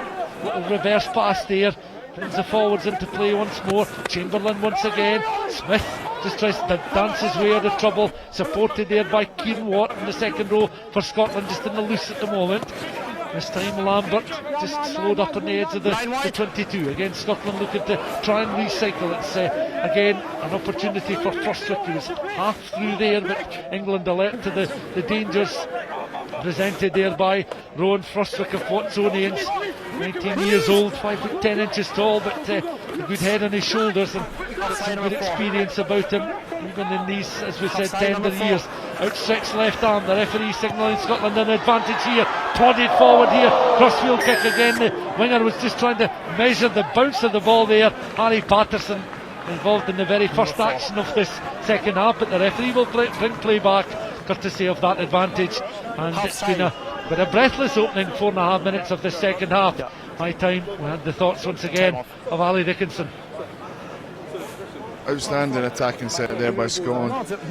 Great line out win, healthy maul, and then again we're very direct. We're getting some quick ball at the ruck time, asking questions of English defence, and as you say, we'll come away with a penalty. So a really good start by the Scots, and if we can just keep this, very few errors as well this half so far, so it's a great start. Frostwick with that crossfield kick, you could see his intention there was to bring Harry Patterson into play, because it was free ball. That was very cute indeed, providing Frostwick with that opportunity, but if anything Patterson maybe slightly overrun that. And you can see being bandaged up in the wards Conor Doherty, and he was in a heavy collision with Ollie Smith a little bit earlier on in the half when Smith was leading a Scotland charge. But I would imagine again the Scottish supporters and the coaching staff will be encouraged by the start Scotland have made in the second period. Yep, I think they'll be more than happy. Again, we're playing the right areas of the pitch. Very few unforced errors that we've said, so it's a great opportunity here for Scotland to come away with something out of this half. I think we can apply pressure early, get the scoreboard ticking over. We'll put ourselves in a really good place, and psychological little win as well. There's a nice shot of Myreside and a shot of the crowd as well. Thoroughly entertained by the action on the pitch, and Scotland again with that restart after Conor Doherty fully bandaged up will ping one into the corner, and this an opportunity here for Ewan Ashman again over on that far side. Remember, he got the try from a line-out from a similar position. Again the jumper securing possession of the ball, and once again he'll go in. Again he has it tucked under his left arm this time. Frostwick just backing off and sidestepping again, just encouraging the forwards to continue the momentum, coming around there to slow him up as Whitcomb, the loose head for England, as Frostwick now, as the ball is just down there on the deck, they could spread it back inside. There's plenty field to work with inside that 22 as the English defence again just regrouped, but the referee penalising England, and Scotland continue to try and turn this through, Alistair. Again, it's pressure at the maul, you know. I'm beginning to question the referee on, the very same infringements given away here. So it's could be pushing for a yellow card, but they've opted for the scrum here, which is great. They've got the ascendancy there, so hopefully the ball won't go too far from number 8's feet. So we'll wait and see. He's almost being a little lenient now in terms of he has warned, he particularly warned JJ Tonks in the first half after I think it was 4 penalties conceded at the scrums. So you would imagine if it continues, he surely is going to have no choice but to go that step further and show a card. Yeah, they're definitely under pressure, so they have to be really clean here, or otherwise they're going to give away a silly penalty. Ball controlled there by Rory Darge. His left foot just bringing it back into almost the body of the kit, so to speak, as Frostwick again looks to bring in Chamberlain. The centres again just adjusting their position. It comes now to the second row forward, Cameron Henderson. He's crunched there, but he's able to secure ball once more for a Scottish side that are peppering this England line again, just 3 metres short of the line. Remember, Scotland trailing by a margin of 4 points, almost trying to pitch the pads of the post there, again spreading it just slightly to the left. Frostwick again over possession of the ball. Once more it goes a little further left. Desperate English defence, good solid discipline tackling here from England at the moment, leading by a margin of 4 points. Frostwick again just in position, so too the second row forward Cameron Henderson, and his huge frame not used on this occasion, but credit there to England because they had to be switched on defensively, and they nullified each of the Scottish attempts coming in from different angles. Yeah, that was really quality defence by England. They're under real pressure here, camped on their line, and you can see their bodies flying in and desperate to hold the ball up over the try line, which is great intent by England. Well, at first it was Jack Hill, you could see in that replay, the blind side flanker, and then the open side with the red scrum cap Conor Boyle of Watsonians Rugby Club, and a desperate attempt at lunging for the line there. So Scotland have an attacking scrum here. We've played just under 5 minutes of this second half, and already Scotland have been on the front foot, but England, credit to them, solid in defence, perhaps reading the instructions for the referee and stretching the referee as far as they can without any cards coming for either side, as Scotland now begin to ask those on the bench to step up and warm up track side. So I'd imagine there'll be some changes imminent as this blood and guts encounter continues. Frostwick then feeds the ball into the scrum. It's just controlled, and the drive on here, and again England showing their defensive qualities. They celebrate a try-saving, attacking opportunity there from a Scottish point of view. That attacking scrum 5 metres short of the England line, and you have to say, Alistair, an opportunity goes a-begging from a Scottish point of view, but credit that English defence. Yeah, quality English defence there. Yeah, it's a shame Scotland didn't quite capitalise there. That's the first scrum penalty they've given away, so a little bit disappointing. We're on my side. Absolutely flying start to this half, and again, it's a shame that we've lost possession and lost territory. Again, there's a replay of the scrum. I must admit, I'm not sure what the penalty was there, but it is what it is, and that's the referee's decision. Perhaps a somewhat questionable one there, but England certainly doing well defensively. They're on the defensive once more as that pass couldn't quite find Chamberlain there. He's back with Frostwick. Now on towards McCallum. McCallum taking the ball into contact there. Good willing runner, Robbie McCallum. As we mentioned, his 7th appearance in the under-20s Six Nations for Scotland. His proud grandparents here this evening watching on. McCallum again out towards his centre partner Curry, looking to spread it out towards that left-hand side, supported there by Rory Dodds. Scotland using the full width of the pitch to good effect here, but they're still just short of the 22. Taken on well there by Thomas Lambert of Sydney University. Frostwick again just trying to mop up and knock forward there by Chamberlain. An uncharacteristic handling error there from Chamberlain, and an opportunity again for England close towards their own 10 just to take a breath and to ease the pressure on them defensively, as now 10 minutes have elapsed in this second half and the scoreline remains as it was at half time. Scotland 10, England 14. And even 10 minutes into the second period, with the hard work of both these players. Alistair, you've seen this many times. This is a welcome sight, I'd imagine, for hard-working players. The water bottle carriers coming on with some refreshments. Yeah, I was never shy of taking a knee, just to get a little refresher. But Scotland changed up a little bit there. We went wide, asking some questions. Just eye off the ball, a classic. Unfortunately, very, very uncharacteristic. So it's a shame, but again we've lost possession. So silly unforced error. First Scotland change. Gregor Brown of Boroughmuir Bears is on for the Durham University back row forward Jack Hill. So that change coming 10 minutes into the second half. Scotland 10, England 14. Remember the England try scorers Freddie Stewart. He landed the second. Theo Dan the first of the tries. 3 tries in that first half. Scotland's try coming from their starting hooker, Ewan Ashman, from a line out 5 metres from the line. A good solid collected drive from the Scots. Ashman touching down. England using the blind side to good effect. Again, it was from the line out and good work down the blind side. Theo Dan finishing off a straightforward from the training ground move. As back underway now, England looking to spread it down their left hand side now, showing some danger here. Dancing in is Gabriel Hammerweb, 6 foot tall, been quite quiet in the match so far, but working hard in this move as he gets himself back in position down that left hand side. England again conceding the penalty, Scotland drawing in that penalty, and England just encroaching the Scotland half of the field again. Back to his feet is Richard Capstick, and the Exeter Chiefs back row forward, Taunton born, and his 5th appearance in this championship. He was one of the England scorers last weekend against France, and pinging it forward there is Chamberlain. So once more Scotland maybe a little bit of a let off there, as the England players just perhaps working too hard, or just doing that a little bit too much.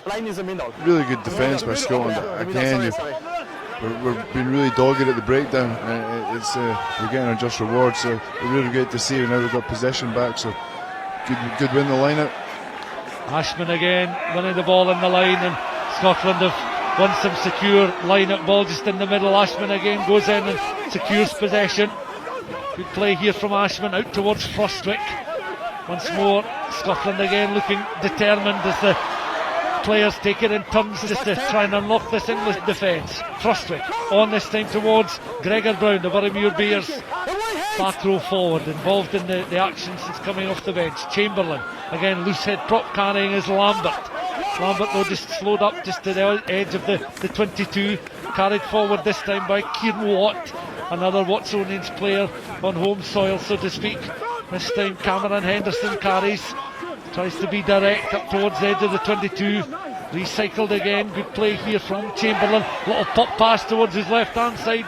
Players queuing up to look dangerous and try to carry further inside that 22. Back it comes once more. Henderson again is the willing runner. Frostwick working it on that left hand side again. Lovely pass there from McCallum. Almost breaks down this. Curry tries to take it into the midriff. Ollie Smith tries to dance his way out of his trouble. Out up towards the 22 once more. Frostwick again has a look to his right hand side, taken on there by the Scotland try scorer Ashman. Ashman again is flattened on the edge of the 22. Chamberlain again on towards the tight head Thomas Lambert.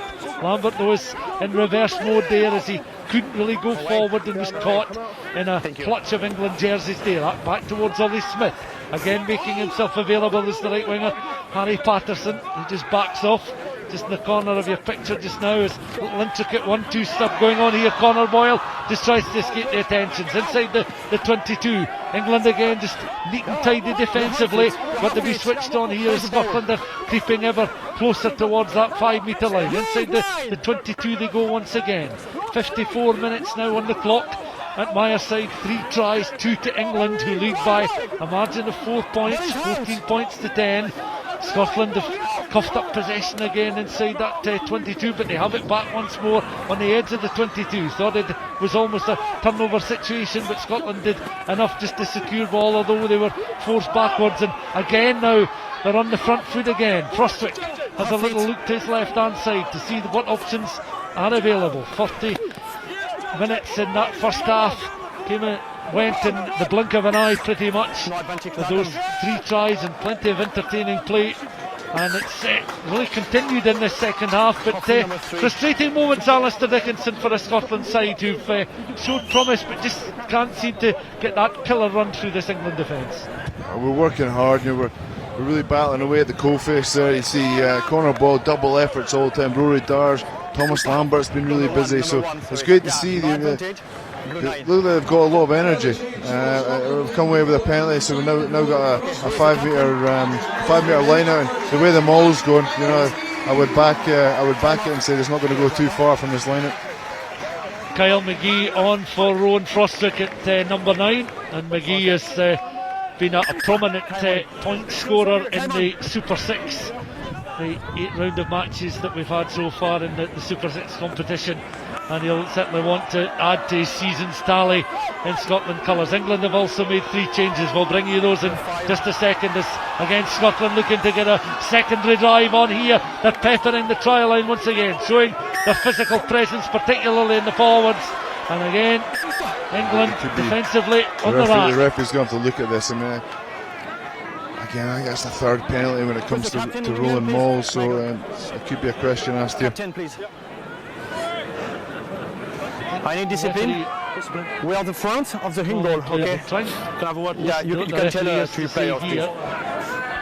And he's certainly calling over Number 5, silent try and collapse the Moore. He was gesturing for Moander to come forward, but just signalled to Moander there. A little wag of the finger there as Scotland have made another replacement coming on. I can see is Jamie Campbell of Biggar. So England have, as we mentioned, made 3 changes. Ollie Slight home, Jack Van Tootley is on, and Luke Green also on for England.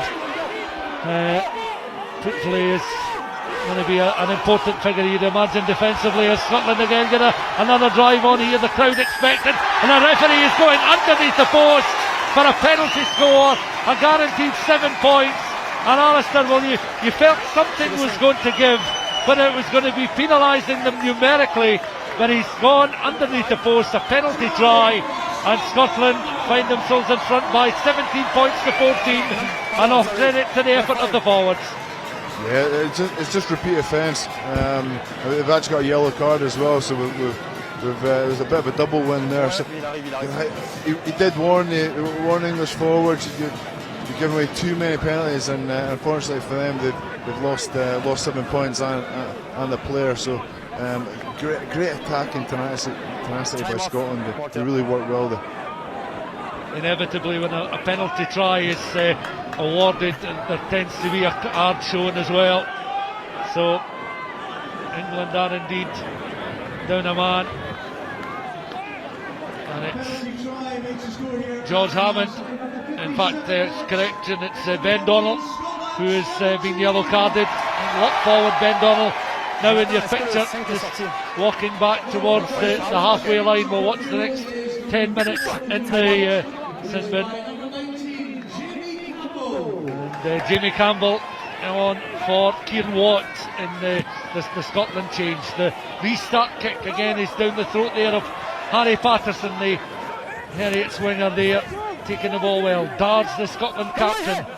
Begee now, of course, taking on the scrum half duties. A reliable left-footed kicker there as it comes back towards Chamberlain. He hoists one forward downfield.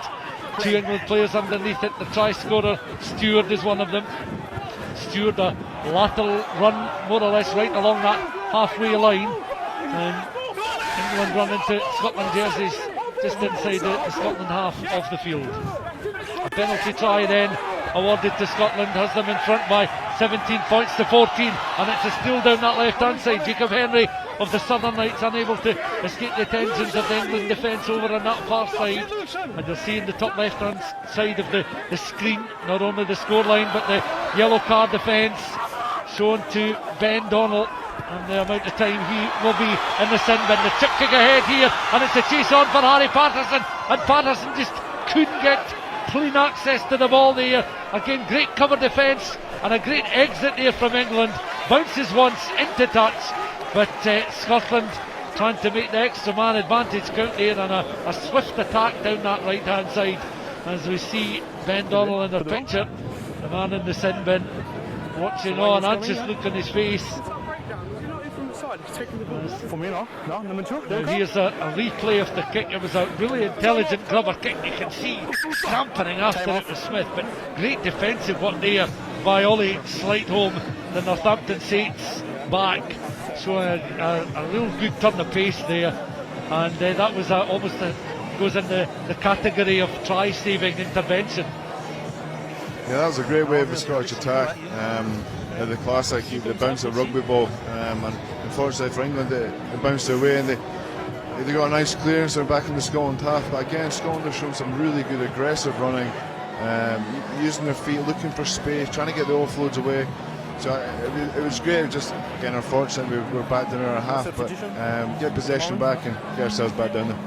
And this is the penalty try. You'll see the referee in position. In fact, I beg your pardon, that's the opening try, that's Ashman's try in the first half, I should say. So that was the opening score, Ewan Ashman. And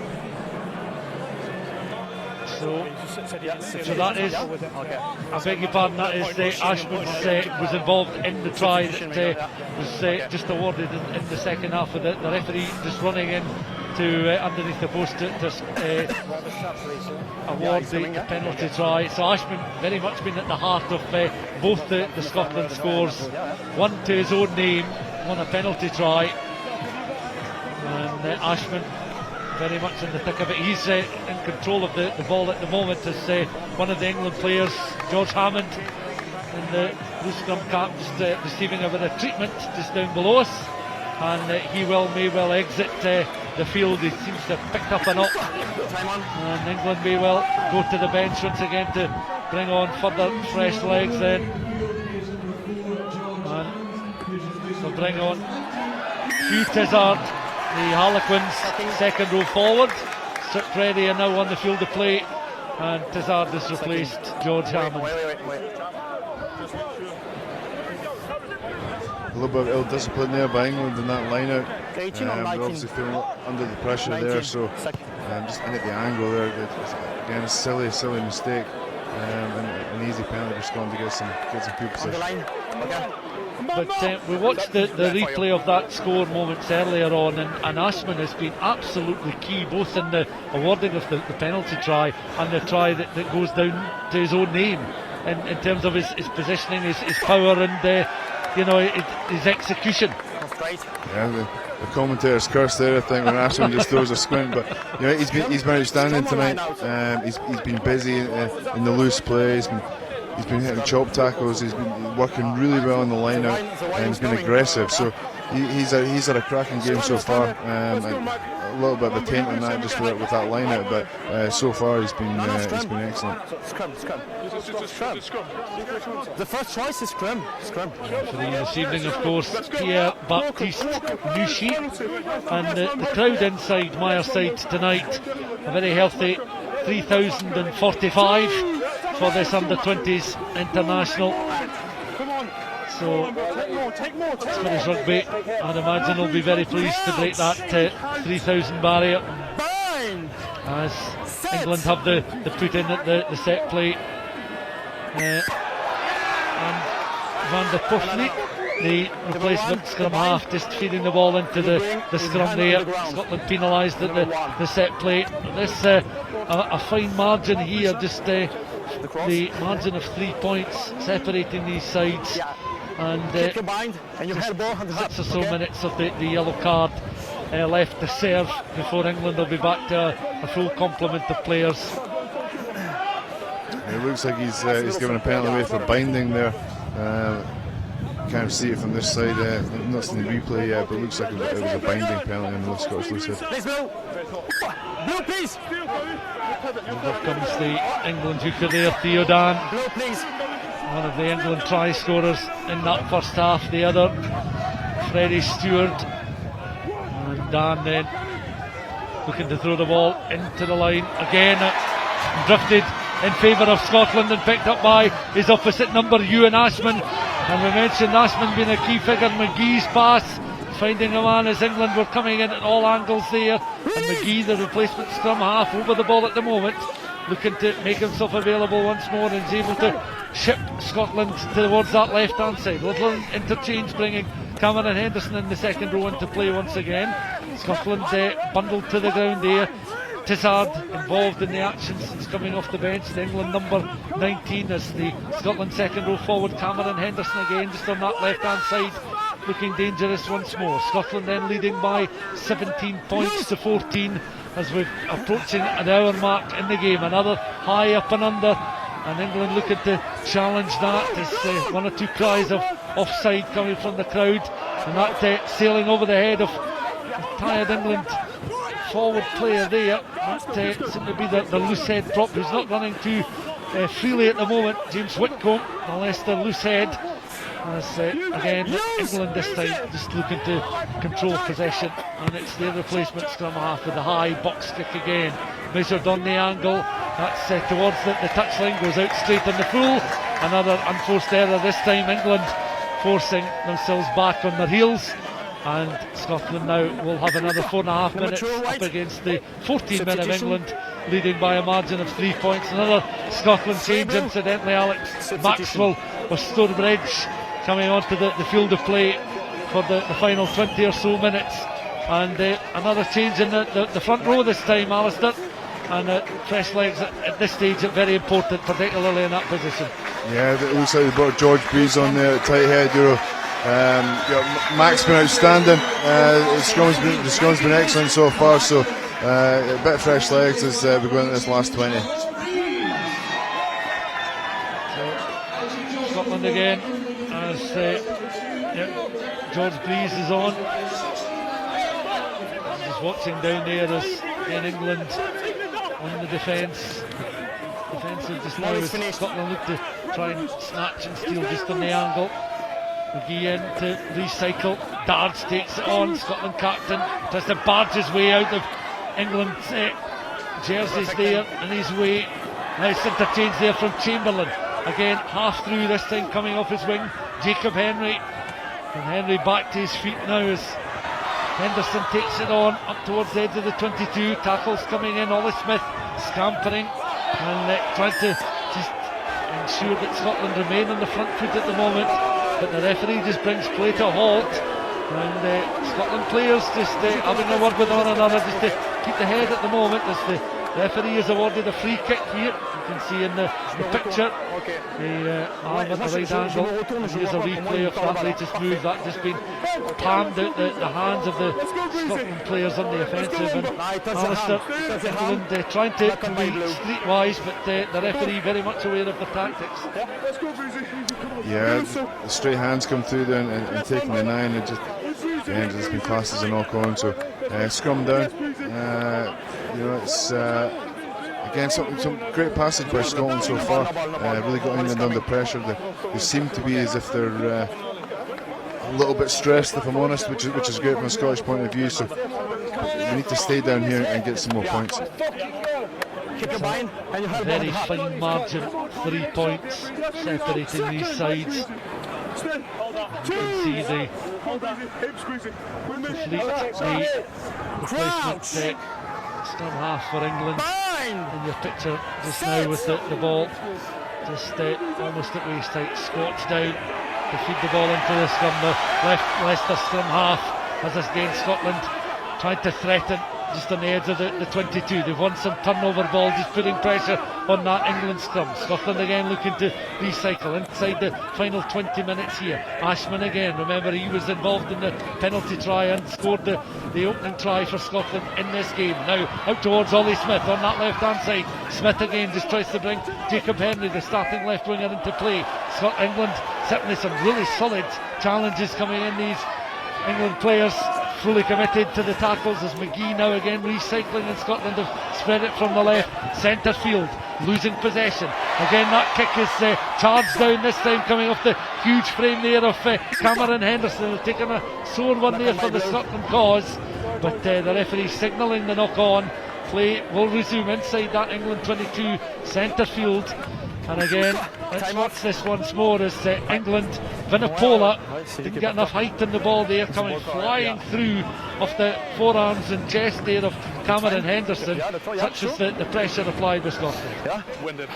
Unfortunately there, Scotland, great turnover at the scrum again, putting England under all sorts of pressure, and unfortunately just stripped in contact there. As it's known as a reef, we're carrying upright. English defender managed to get his hand in between the body and the ball, ripped it out, and it's classed as a knock on. So again, good passage, but just letting ourselves down with silly errors. England looking to bring on further reinforcements. They're just walking past the picture JJ Tonks, who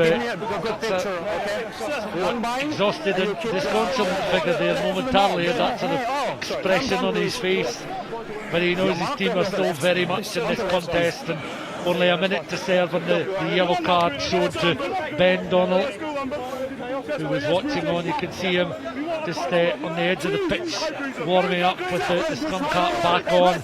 They'll be eager to get back on the field to play. England then have served the last 9 minutes with 14 men, and of course Donnell's yellow card coming when the penalty try was awarded, as England now from the latest scrum under pressure once more, but again looking to exit from the 22.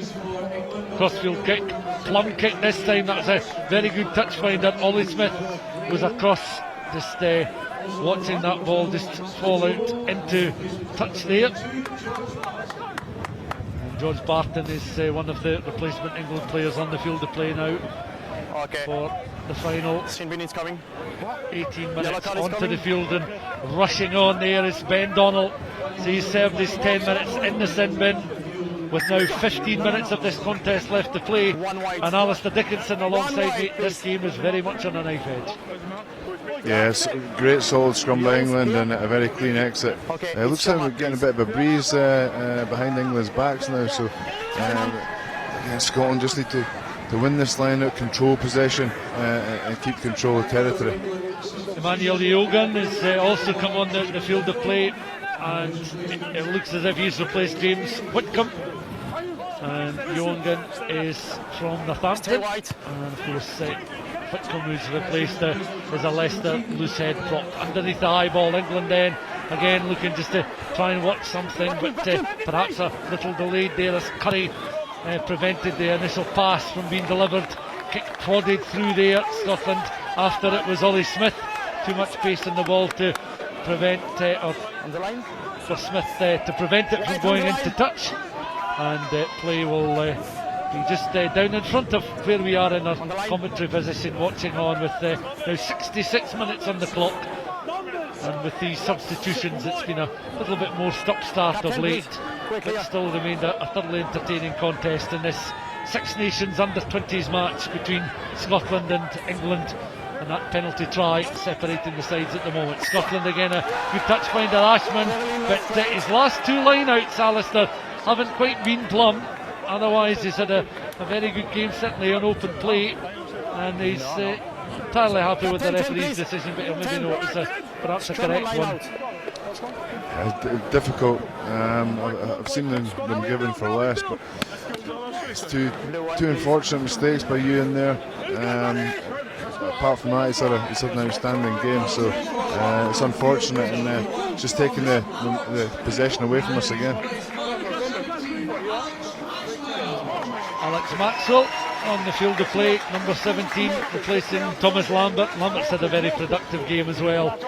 He's been a very good, solid, willing ball carrier in the match. 67 minutes on the clock. The Scottish supporters now just glancing at their watch. They can see a stadium clock just at the corner of the main stand as well. Showing that clock, of course, is carried on through. It's not showing the stoppages, but giving the spectators an indication nonetheless of where we are in the match. England again is towards the corner of the scrum, feeding the ball inside. Good interchange there, bringing George Barton into play, the replacement standoff. England now working it up towards the edge of the 22, and the half-backs trying to link up well. Vanapola still on the field of play across on that far side. England looking to try and stretch the Scots, looking to recycle here as once more the Scottish defence remains pretty solid and mobile. Again, Barton looking to be an influential figure in that sort of fly half position that he's going to occupy for most of the remaining 10 minutes, I would imagine. Good spin and turn here, and powerful drive! And Conor Doherty, who's been a quiet figure in this second half, the England outside centre, the Seal Sharks man, showing power, fleet of foot, and going for the line to give England a 2-point lead with the conversion to come. And Alistair Dickinson, that was something out of nothing, because England have been very quiet for most of this second period. Yeah, very much against the way of the game, but again it comes from a Scottish turnover, squint throw, put ourselves under pressure. I must say it was a great attack by England, attacking with power, pace, attacking spaces, and again just a little bit slight of foot before contact there, and gets underneath the sticks. Disappointing for Scotland, but just regroup under the sticks and get ourselves back down there. And Conor Doherty, you could see in the replay there, coming into the left of the picture at a fair rate of not showing good power, but he still had some work to do when he took possession of the ball. And Doherty's over for a crucial score, and again that's England's third try. It's the conversion attempt. Vanapola again, who's had two from the touchline, is by far and away the most straightforward for him, but the pressure is on. He'll want to make no mistakes, and that's straight and true, no problems at all for Vanapola, who heads back towards the halfway line. 3 from 3 in terms of his conversion record in the game. And Alistair here again, another phase of play, a secondary phase coming in, and just watching the picture, Doherty coming in there, just a great turn just to escape the tensions of the Scottish defence, and again frustration on the faces of the Scottish defensive players there, as once more Scotland now are looking just to exit high up and under into Scotland territory. England exiting well there, and Scotland now between the 10 and the 22, up towards that 10 metre line. Scotland looking to recycle, but the referee penalising England there. And Alistair, that's what you were saying, Scotland will feel that that's another sore one, but they've got to keep their heads, because there's still more or less 10 minutes of this game to get themselves back in front. It's by no means out of the question. No, plenty of time left. Just stay calm, don't panic too much, don't try and chase the game. As I said before, just cutting out the errors, just sticking to system and gaining possession and territory, and just working our way slowly up the pitch. 71 minutes have come and gone. We're just past 9 o'clock on a Friday night. Six Nations weekend. Of course, Scotland, England to come tomorrow afternoon at Murrayfield. This a Myreside Friday night fixture in front of just over 3,000 spectators, and it's very much on a knife edge, as organisers would have wanted it, I'm sure. England exit from between the 10 and 22. That sails over the head of Ollie Smith.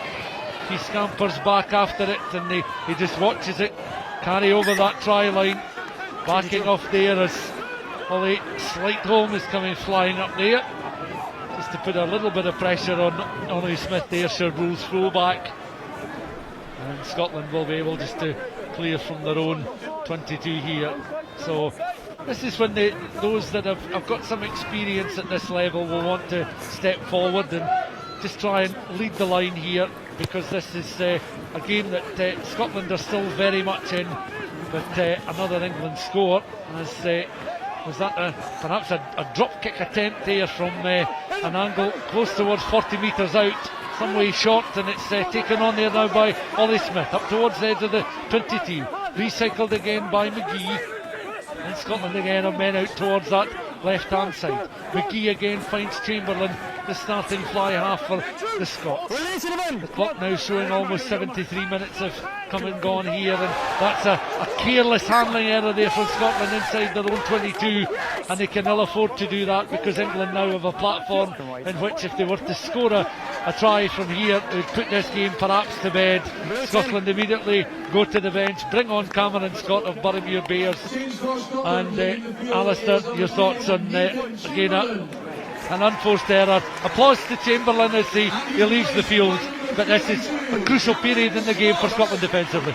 Yeah, we really need to just be calm and collected there and get ourselves out of our own half and just eye off the ball. Unfortunately, it's a knock-on giving England possession. It's a really good attacking platform. So Vunipola tonight's controlled the game well. He's been a bit lucky with his kicks, but he's done well there. So I think he's just looking to steer the ship and keep England in this half. Yeah, I can't think in all the years I've watched rugby union an occasion where there's been a kicker out on the touchline has with two consecutive conversion attempts struck the same post, almost the same spot on the post, and on both occasions it's fallen the right side of the bar. But credit to him, 3 from 3 from his conversion record. And England now with this attacking storm, leading by 4 points. You would feel a score now would perhaps put this game to bed, as England at the backs are looking for their forwards to spread it wide and get involved in the game just now. The advantage coming the way of England, 5 metres short of this Scotland line. Scotland under 20s 17, England under 20s 21. And England will just look to try and call the shots in these closing stages. And we're at the stage in the game where England, I think, are going to go for the post just to stretch their advantage to 7 points, incidentally. But Alistair Dickinson alongside me, we're at the stage of the game where you'll need to start thinking about your man of the match. Yeah, always a tough one in games like this. It's tough, yeah, because the winning team's not quite there yet. For Scotland, Rory Darge has been excellent. Conor Boyle as well. Ewan Ashman, Thomas Lambert was really industrious when he was on. The England side, Vunipola, for me, he's controlled the game well. He's kept the scoreboard ticking over. He's kicked when he needed to. So if this goes over and England win, he could be up there as a top contender. Vunipola then, one of Alistair's on the shortlist for man of the match, and they'll see if Vunipola can land this one on the angle. It's on its way, but it's just wide of the uprights. Will that swing Alistair's decision on man of the match? 22. But that's a rare mistake from the tee from Vunipola, and it remains a 4-point game with just 4 or so minutes of this game left to play.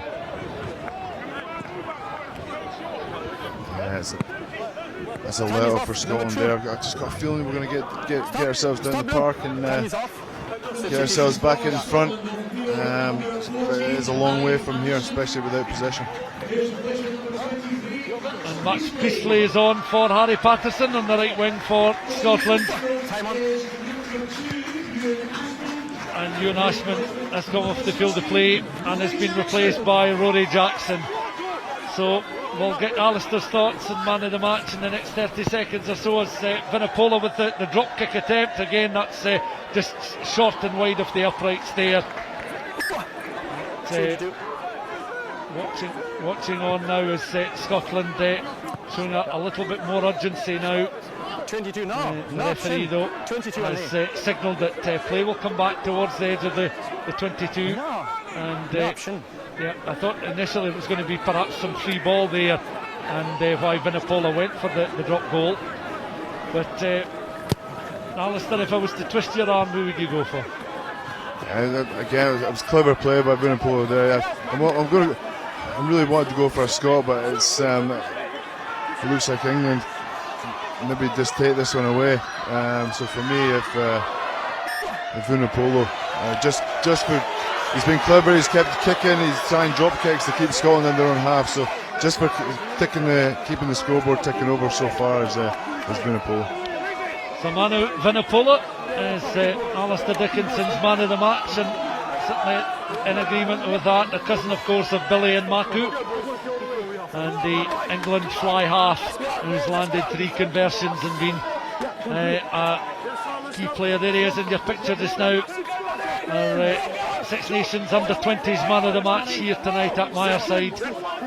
But he and his teammates will still have some work to do in the closing couple of minutes to deny Scotland what would be back-to-back home victories.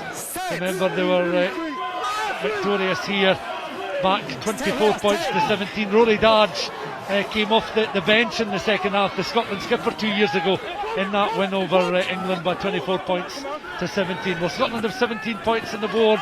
A converted try would match that tally from 2 years ago, but they're having to do it from inside their own half of the field at the moment. Less than 2 minutes of this game left to play, and Scotland in possession on their own 10-metre line. Again, McGee looking to just be the architect of something here, as Scotland are just a little bit lateral and England have got a high defensive line up. McGee once again, little pop pass in there from Cameron Scott. One of the replacements gets back to his feet. McGee just beavers and buries his way in to try and get the ball. Second row forward, Cameron Henderson was just caught a little bit static there, taking possession in there and forced backwards, but it comes back there towards Curry and then out towards Smith. Smith, the full-back, out on that left-hand side. Scotland again recycling. A little over a minute left on the clock now, and Scotland just chasing this game. Only a margin of 4 points separating it. But Scotland need to go for the try. And a converted try would certainly seal the win, but a try would give them the lead, and they'd certainly bite your hand off for that at the moment. England disciplined in defence. Only 1 yellow card shown, 10 of the players, and that was to Ben Donnell midway through the second half, and coming when Scotland did have the advantage, scored courtesy of that penalty try. Now just less than 50 seconds of this match to play now, and Scotland, in fact a look at the clock says 30 seconds of the game left to play. Desperate stuff here for the Scots, taken on there by Gregor Brown. Burrymuir Bears man just half through there, spread wide there. Handling's going to be important, straight and through us. Again, Ollie Smith is up and he's almost forced into touch there. Smith desperate to avoid that touchline. McGee back infield, taken on this time by Conor Boyle inside the England half of the field. The Scotland throats are now beginning to be exercised to the nth degree there, and again Ollie Smith certainly risking going into touch there. The referee though has penalised the Scots for taking the ball into contact, not releasing, and that coming as the ball is and the clock has gone red. The referee has then signalled that will be the end of the game. The Scotland players, many of them hands in the backs of their heads. They were in an attacking situation when the referee called for the end of the game, because they were going into that situation, taking the ball into contact, not releasing. England tap, kick into touch there.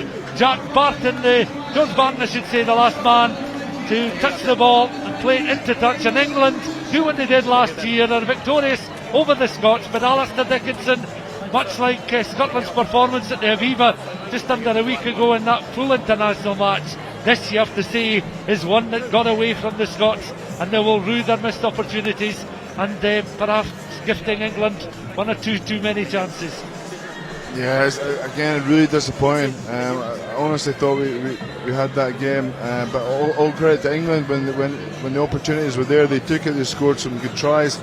Again, just we're probably a little bit more streetwise with the kicking, kept us down our own half, absorbed pressure well, made us make mistakes. It's bitterly disappointing for Scotland, because I really thought we dominated up front for the majority of that game, and to see us just kind of drift away, a lot of it was caused by our own silly mistakes, by giving possession away and silly decisions. So very disappointing for Scotland, but it has to be said, all credit to England to come here. It's a tough place to come and win, and unfortunately for England, they did that tonight.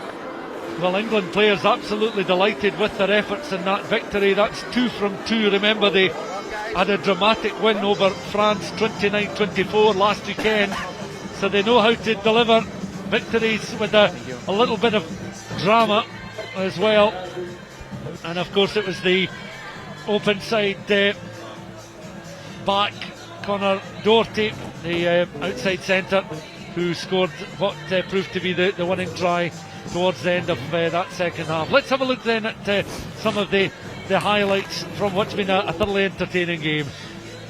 Here then is the opening England try. Straightforward stuff. Theo Dan with the throw in, receiving the pass there from the number 8, Rusi Tuamani. That coming in the first half.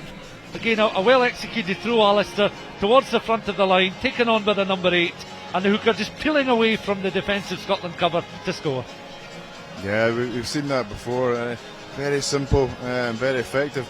I think the difference tonight was probably that Scotland had to really work hard for their scores. And when England scored, it was relatively straightforward. They didn't have to work as hard to score the try. So that's probably the difference. And again, we see Scotland's maul was outstanding tonight. The close quarter players as well. One of the players, take that, yeah. One of the Scotland players, sorry Alistair, that you were identified as a potential man of the match, the man in control of the ball here, and he just topples down there just at the perfect time. Ashman is certainly, apart from one or two wayward throws in the second half, Ewan Ashman put in a very solid performance during his time in the park. Great performance. He was up there for man of the match for me. A couple of silly errors though when it comes to the throws. But yeah, he was outstanding. He was everywhere, very busy, and he's taking credit for a couple of the tries, which was good. But he's the leader of the pack there. He leads by example, and he did again tonight.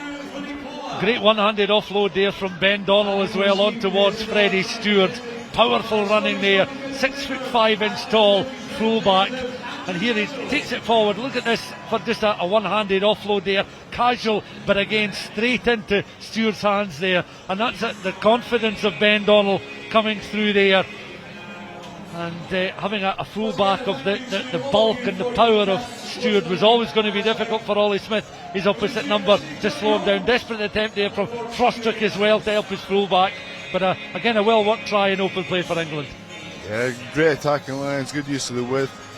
Good pass within a polo there. And you see it going behind the defence, a simple offload, and it created a score out wide. So really well worked try by England, but again it looked quite effortless compared to how hard we had to work for our scores. It's another great Scotland maul here. Again, it's Ashman in control of the ball as he's driving towards the line, and he does go over, but the referee immediately on his heels there, signalling it's going to be a penalty score. Yeah, you can see that there, that England dragging it down. It's very difficult to stop a maul going forward that quickly, legally anyway. So you see desperate measures taking it down, and the referee had no option but to get himself under the stick. So a great drive again by Scotland. It really tested England there, and we got our just desserts, but just disappointed the final whistle on the wrong end of the scoreboard. And Ashman taking the congratulations from his teammate. That's an excellent angle to see. He's got the secure possession of the ball there, so very much like the opening score. not quite the momentum at this stage, but the referee with outstretched arm, he's playing the advantage there, and then he's off underneath the posts, and the players, as they lift themselves off the deck, know that they've got the guaranteed 7 points in the bag. Scotland then had the advantage at that stage by 17 points to 14, but what about this for a splinter run from an outside centre? Conor Doherty, the Sale Sharks man, a good spin turn, little pivot there and over the try line, and England players at that stage with just over 10 minutes left perhaps felt that on the front foot they could see this game out and win it. Yeah, really good angle and pace, and great use of footwork, hitting the space. Yeah, just slip tackle there, and he's over. It makes it look very simple, but it's a difficult skill, and a well worked try by England. And that a replay of the try that's pretty much sealed the victory for England. Vunipola, of course, landing those 3 conversion attempts, missed a penalty from out wide. But otherwise a very good performance from him, who was the man in the match in the end. Let's take a look then at the league table and the scores from this evening.